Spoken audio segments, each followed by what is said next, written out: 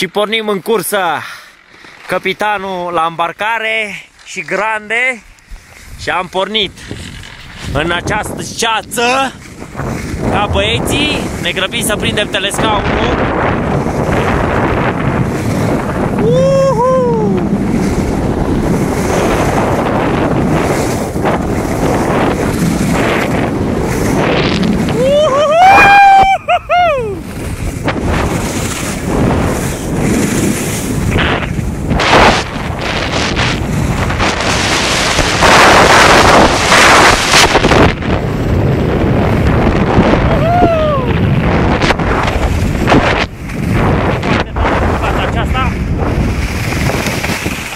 Facem o oprire să-l prinde și pe El Grande Capitan, care vine într-o coborâre.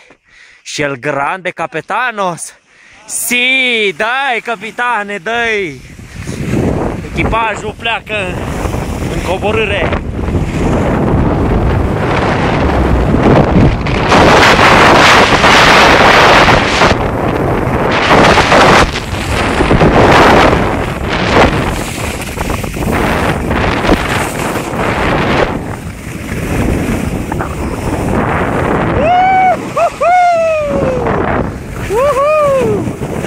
Capitanul este în fața mea!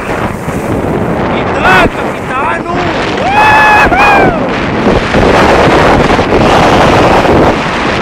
Merg tot opa după el!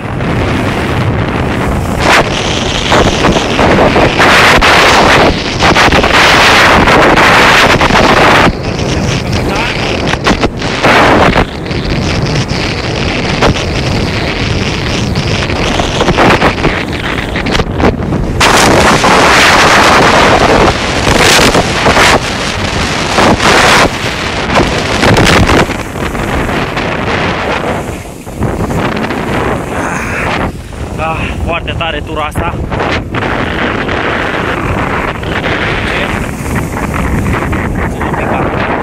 Aici. O să reducem puțin viteza. Opa! Opa! Băieții coboară, n-au nicio treabă. S-au luat în curbă.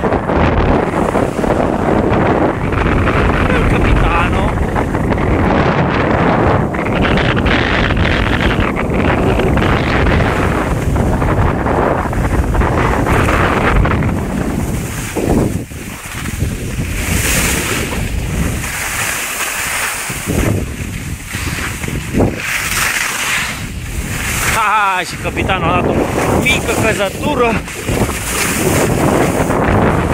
Easy, stai.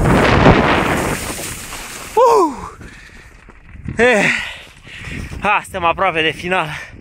E foarte tare. Iată orașul jos. Suntem extenuați după Uniuleș, dar mai merge să servim un vinuț și să ne mai mișcăm un pic pe creastă după aia. Haide! Am dat drumul.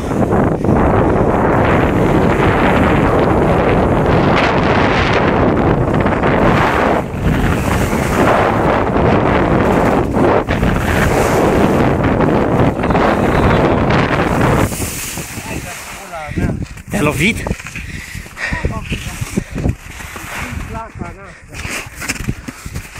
Ai grijă că-s cioturile astea pe aici. Câteva cioturi, că am luat zăpada. Se topește deja, nu mai este frig.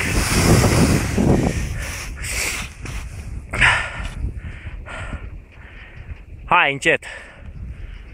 Hai că-i dăm încet. Pun și eu ocheții pe ultima bucată. Gata, s-a plecat în cursă din nou.